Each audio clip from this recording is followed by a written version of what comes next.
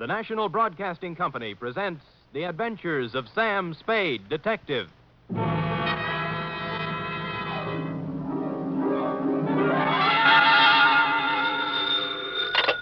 Spade Detective Agency. Me, sweetheart. Sam, where have you been? I don't know what to tell them. Tell who? The reporters, everybody. They all say you're the first private detective in the history of San Francisco to get rich honestly. Uh-huh. Oh, Sam, when I think of all the back salary I'll be getting, the fur coats Easy, girl, easy. Prepare yourself. Sam? Yep. You mean... The $50,000 is not available to employees of the network or sponsor, which unfortunately I happen to be. Sam! But cheer up, girl. Think of the taxes we'll save. Now, make everything fast. I'm on my way. Meanwhile, puzzle me this. You ready? All right, Sam. Why does a man who was going to blow his brains out set his mental clock ahead 4 hours? Sam, that doesn't make sense. Ah, but it does. Mull and ponder, sweetheart. I'll be down in a trice, 1951 model, with an intellectual type report to challenge serious thinkers everywhere. To wit, the Biddle Riddle caper.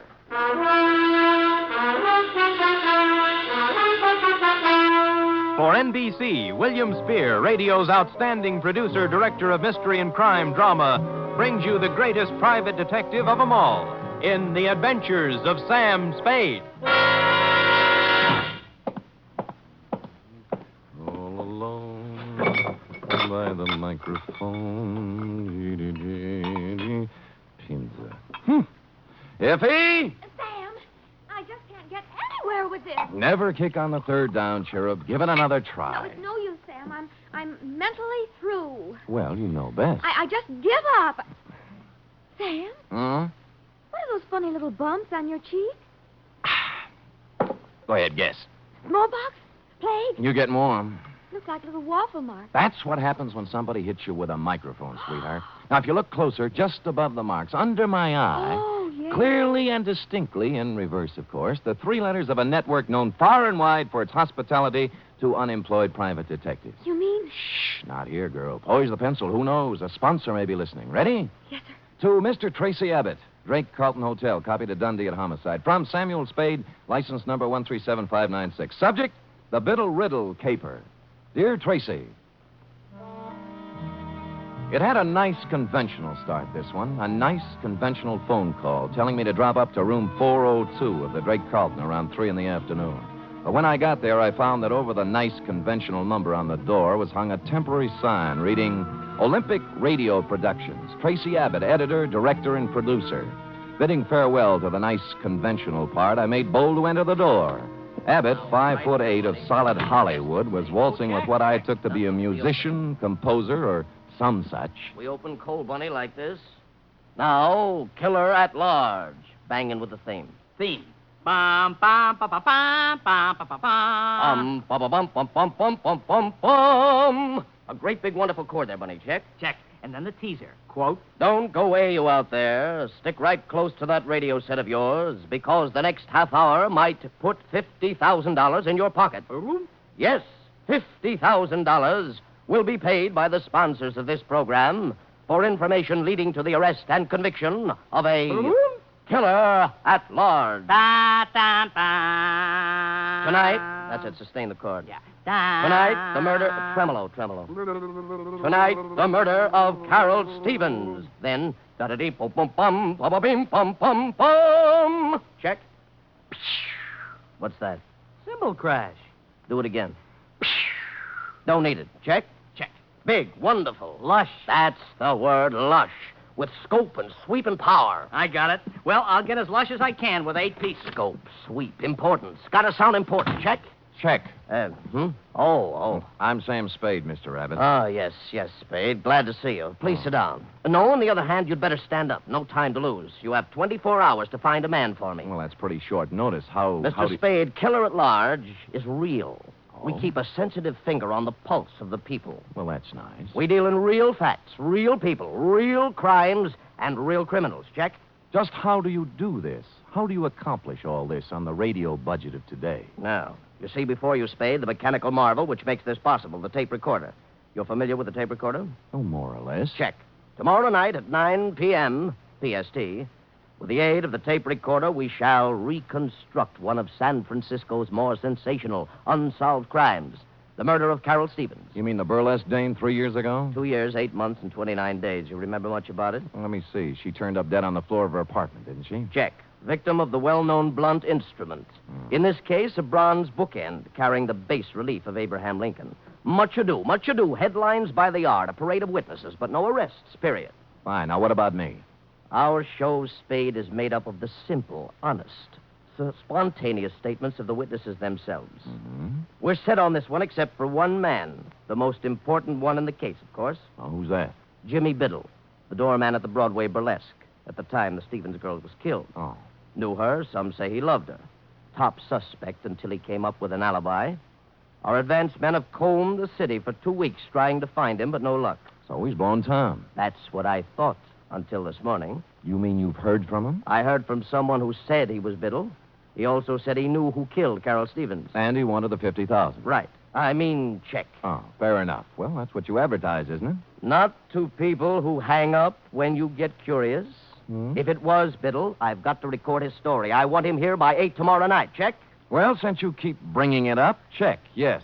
You can make it out for $100.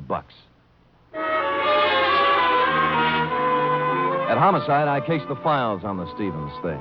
San Francisco's answer to the Black Dahlia. A cheap killing of a cheap dame in a cheap apartment that used a lot of expensive newsprint. She'd taken her last turn under the blue spot around 10:30, left the theater, and hustled straight home. Because at 11 sharp, according to the neighbor across the hall, someone had tried the Abraham Lincoln bookend on Carol for size. She hit the floor just as the 11 o'clock news came on. Biddle's alibi had to be good, and it was. It came, as a matter of fact, from the greatest little alibi factory in town. Biddle was drinking old fashions with Joseph P. Norgard, the well-known criminal lawyer at the time of the killing. So I trotted over to Norgard's office on Market Street, found him tied up, and settled down in the waiting room next to a gimlet-eyed youth in a neon-striped suit who looked like he made a living sticking up crap games. He was filing his nails. Buddy. Yeah, buddy? You sure you're in the right office, buddy? Positive, buddy. I just thought I might save you some trouble, that's all. Sam Spade, ain't it? Oh, you're a smart kid. I try hard. I still think you'd be wise to blow. You know, this is quite a turn you do, buddy. Study nights with Richard Widmark. Sam, I told you I want to save you a bad time. You're a nice guy. Thank you. Must be a lot of things you can do around town to make a buck without coming here. Now, why don't you lift it out of that chair? I'm not going to do it, Mr. Norgard, and that's final. I'll get with you later. Bye, buddy.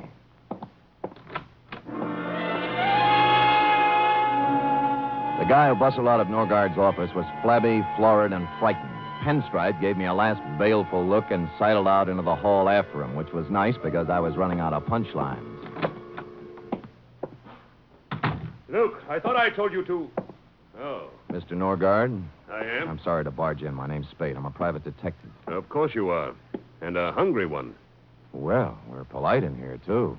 Why do you say that? You're the fourth today. Oh? I'm about to prepare a mimeograph statement entitled, What I Know About the Stevens Case, or You Too Can Make $50,000. Like a copy? You know, I can't remember when I've been treated so nice. What do you know about the Stevens case, Mr. Norgard? It's all in the homicide file. On the fateful night, I ran into Jimmy Biddle as I was coming out of a bar in Chinatown. He'd hit the skids. But he used to be a useful friend, so I asked him up to my apartment for a drink. Was he? Sat him in a chair, made him an old-fashioned, loaned him $5, and hustled him out. Total elapsed time, 45 minutes, from 10:45 to 11:30 p.m. And that is all I have to say at this time. Have you seen Biddle since? Not since the investigation. I don't know where he is now, and I don't know who killed Carol Stevens, period. Paragraph. Do you think Jimmy knows who killed her? Maybe. Well, he says he does. Oh? Where did you see him? He's hungry, too. We work the same bread line. I'm sorry I said that, Spade. Who are you working for? Olympic Radio Productions. Killer at large. Yes? They want me to come to the studio tonight and record a statement for them. I wonder if I ought to tell them what I really think. What's that? About Biddle. There's no point in talking around it anymore. I think he killed her. Well, that's a neat trick if he was drinking your liquor at the time. Well, I think he did it after he left my place. Two things place the time of death. The medical examiner's report, which could be off as much as 3 hours, And the neighbor who thinks he heard the girl fall as the news came on. How reliable is that? Well, they usually think of those things during an investigation. But they didn't think hard enough. You say you talked to Biddle? He called my client. Why? He had 50,000 good reasons, according to him. You know, funny things happen when the dough gets into it. Bought people don't stay bought. Lost people get found. Yeah. Well, I've told you all I know, Spade. If you have no more questions. Oh, just one more. Who's the little weasel in the pinstripe? You mean Luke? Yeah. Oh, I put him out there to scare off the hungry ones. Nothing to do with you.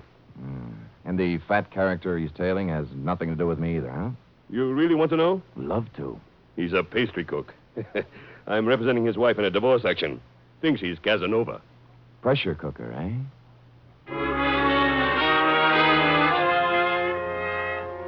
Shoving Norgard, Pinstripe, and the flabby pastry cook in the look-up later section of my hat band, I took off for Biddle's last known address, a boarding house on Pacific Avenue. And there I held hands with the landlady long enough to learn that A, she hadn't seen Biddle since a few weeks after the murder, but B, when last heard of, Biddle had gone on from the burlesque dame to something even more extremely female. According to the landlady... Name's Rosalie. Understand she's working on the line at the Pacific Ballroom. Red hair, blue eyes, and boom, boom. You get me? I got you. Pacific Ballroom, eh? Would you do that last again? Boom, boom. Yeah, just checking. Thanks, Mrs. Landlady.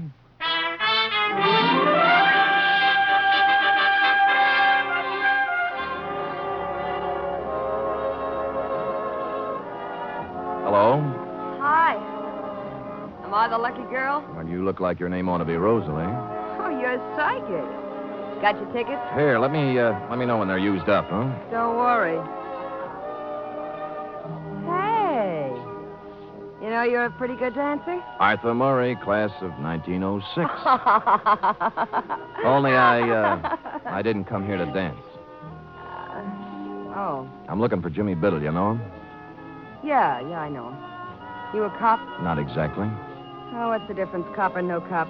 You'll find him one of these days. Where? In the bay, maybe. Or the morgue. He knows it. That's the funny part. He knows it, and he can't do anything about it. It's got him. Rosalie, baby, look, I'm a... That's enough about Jimmy. Let's dance, huh? That's what you're paying for, isn't it? Well, come on. Where is he? You're wasting your time. I won't sell him out. I'm through with him, but I won't sell him out. Here's your ticket.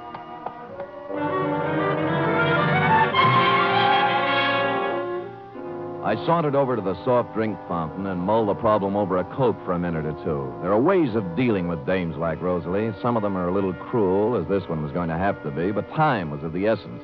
I kept out of sight for 20 minutes or so, watching her dancing in the arms of a moonstruck plumber, then sidled into a phone booth. The Pacific Ballroom does not permit telephone conversations while the girls are working. When I said it was the police, the plumber was turned over to a new candidate, and Rosalie came to the phone. Hello? This is Sam Spade, Rosalie. I was dancing with you a little while ago. What is it? I found Jimmy Biddle's apartment. Oh? What's the matter? He's hurt? That's right. Bad? I'm afraid so. He wants to see you. Oh, okay. I'll be right over. She didn't stop for a rap, just plowed a zigzag furrow through the mob at the main door and climbed into a cab at the curb. The driver must have been an old fan of hers because they were almost out of sight by the time my cab got rolling, and that's the way it was across Market Street and all the way out Van Ness to the marina. Her cab was pulled up in front of an apartment on Jefferson Street, and she'd just gotten out when we slid in behind them. Hiya, you want to go up together?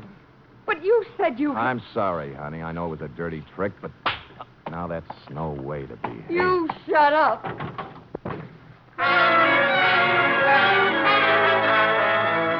The gold card holder by the doorbell listed the tenant as W.R. Smith. Mr. Smith was evidently not home.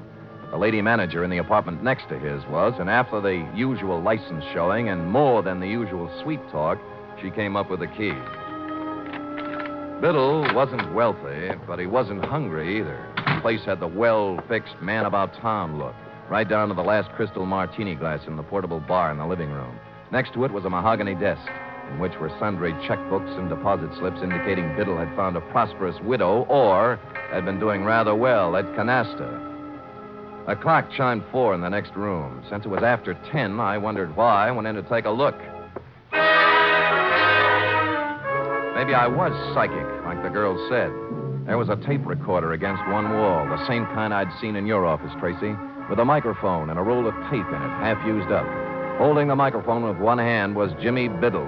In the other hand, a .38. He wasn't hurt, as I'd told her. He was dead.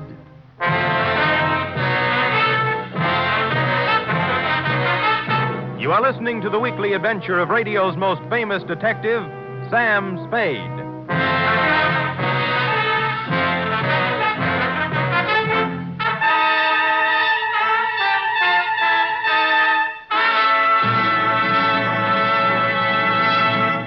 This Sunday, there's another outstanding production by Theater Guild on the air. It's a 1-hour adaptation of the thrilling tale of intrigue in post-war Vienna, The Third Man. Joseph Cotton and Senia Hasso star in this Theater Guild on the air broadcast. And Sunday over most of these NBC stations also means The Big Show, an hour and a half of the finest in comedy, music, and drama. Tallulah will be your hostess, and just listen to a few of the stars. Fred Allen, Marlene Dietrich, Danny Thomas, and Fran Warren. There'll be many more, too, so tune in this Sunday and every Sunday for The Big Show.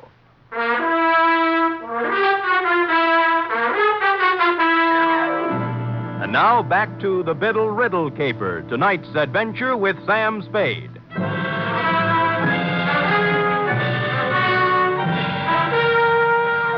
In accordance with Chapter 5 of the Private Detective's Manual entitled How to Keep Your License, I called Homicide and gave him the facts and figures, then went back to the study. Jimmy Biddle was surrounded by props like part 1 of a photocrime puzzle. I carefully reached over his shoulder and pressed the button on the tape recorder. My name's Jimmy Biddle. The DA will remember me. We saw a lot of each other during the week after Carol Stevens hit the deck in her apartment 3 years ago. At just about this time of night. I fooled him then. I could probably go on fooling him, but I'm tired of it. I'm tired of living this way. So here it is. I knew Carol Stevens well. I was crazy about her, and I was jealous, too. That's why I killed her. Thought I could go on, playing hide-and-go-seek for the rest of my life, but sooner or later this kind of thing gets too heavy to pack around. You gotta get rid of it, one way or another. Period. End of report.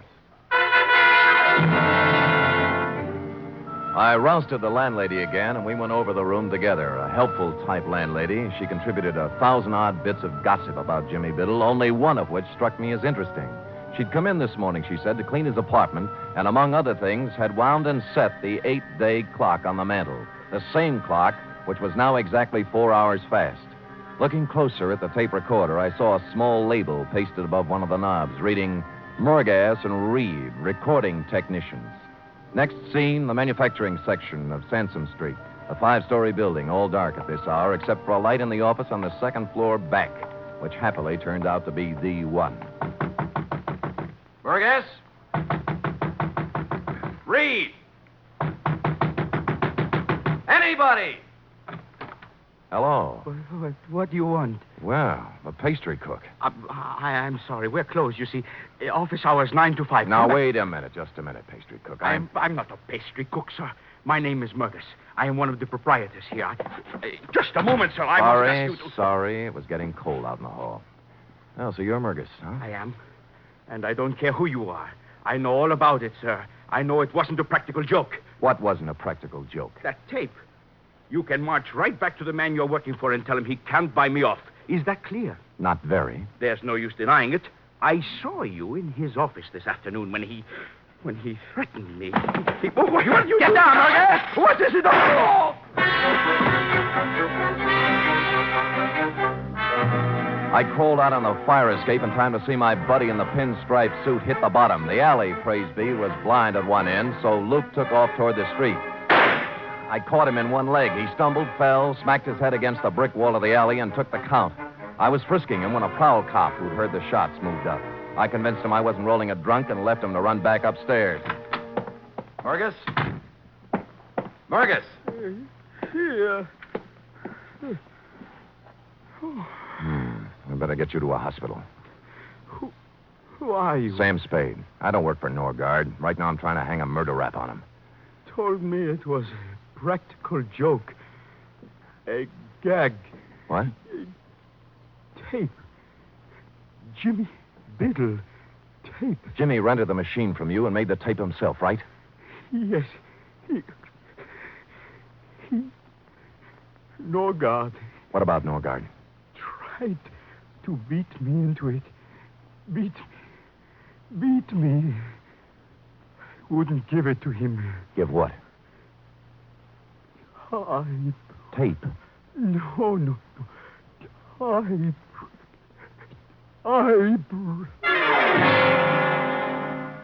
He tried to point to the desk as he passed out, and so to this already bubbling stew, we had a crucial typewriter. While waiting for the ambulance, I cased it and found nothing, then stuck a piece of paper into it and began to type. 4 quick brown foxes had jumped over 4 lazy dogs when the sound changed. I looked closer, then tackled a messy job I always leave to my secretary. I hate to play with typewriter ribbons, but this wasn't a typewriter ribbon, since said ribbon had come to an end and I was pecking away at a piece of sound tape.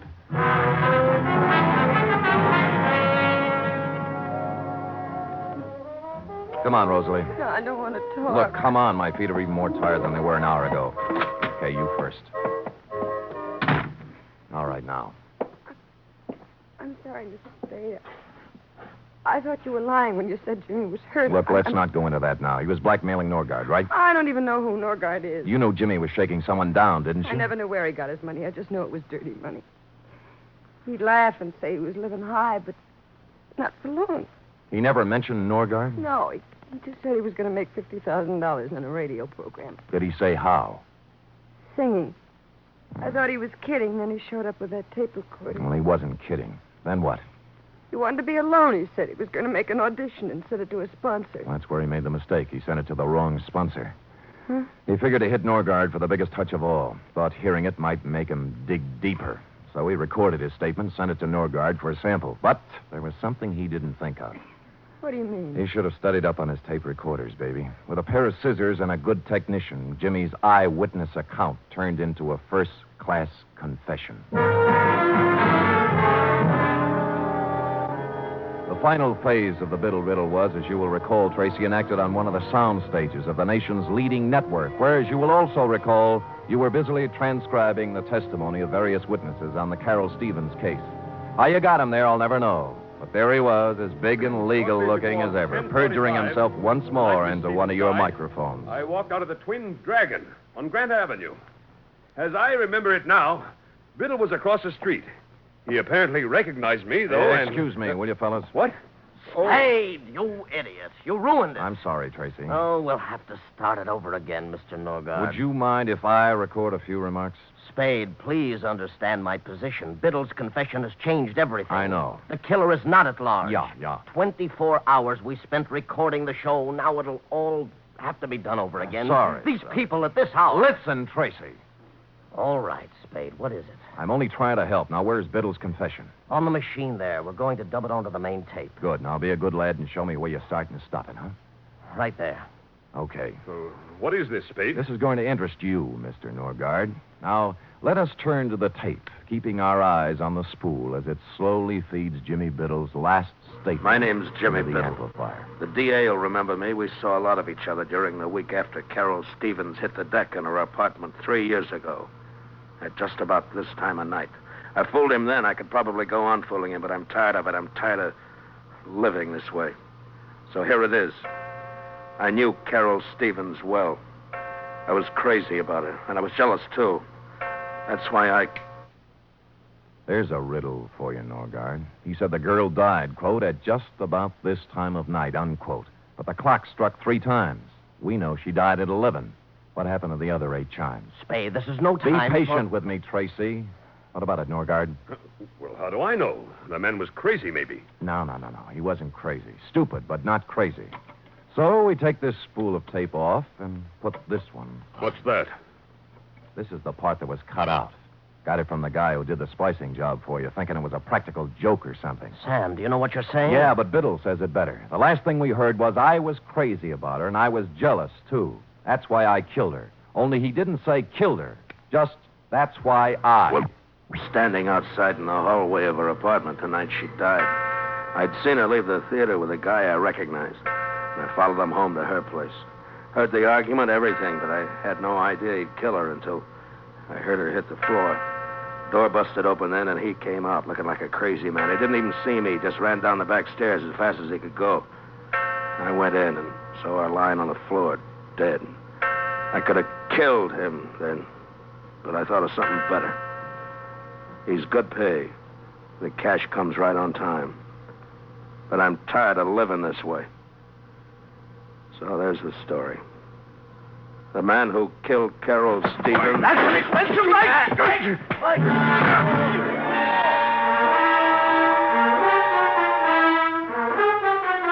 Which is as far as Biddle's got, since Norgard had grabbed a stand mic and slammed it into the recording machine. In the rhubarb which followed, he also slammed it into my face, which is why I carry the imprint of the nation's #1 network just below my right eye.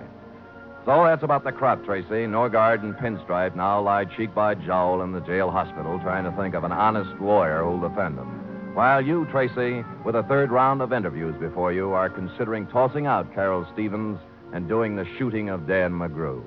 Period. End of report. Sam, how unfortunate. Unfortunate? You never got to explain about the clock that was 4 hours fast. Why, sweetheart, that's self-explanatory. The clock said 4, you see? Yes. But it was 12. Biddle have been dead an hour, which makes it 11. Carry 1. Subtracting 4 from that leaves 7. 7. And assuming he'd been there an hour before that makes 6.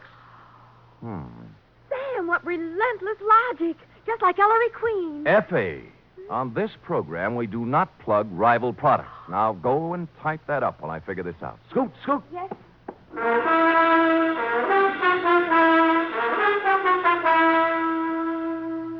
3 chimes mean good times on NBC. There's mystery and music every Saturday on NBC. For Mystery Tomorrow, Herbert Marshall stars as the man called X.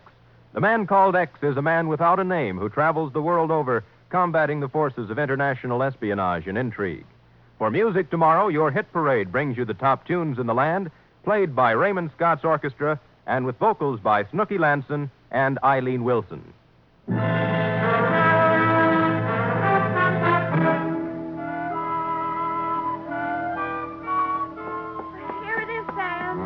Thank you, dear one. I see by the furrows in your brow that you have not as yet solved the matter of the missing chimes. Or why Norgard set the clock ahead when he shot Jimmy Biddle. How to approach this?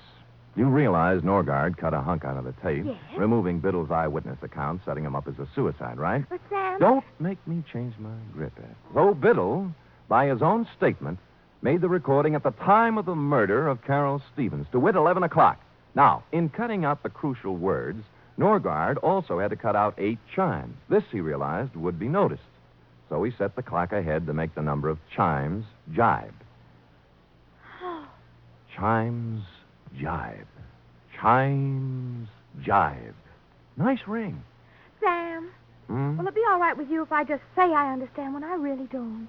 Sure, sweetheart. I'll just type and answer the phone, and you use your feet and your head. And together we'll end up... I know, with good night, Sam.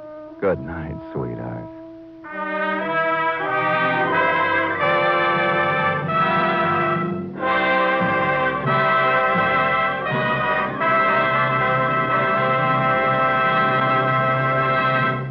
The Adventures of Sam Spade are produced, edited, and directed by William Spier.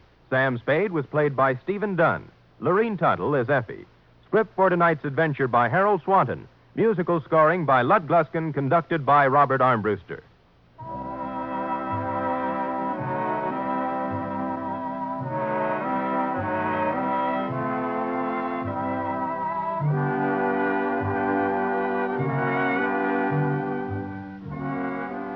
Join us again next week, same time, for another adventure with Sam Spade. Enjoy the magnificent Montague, then Duffy's Tavern on NBC.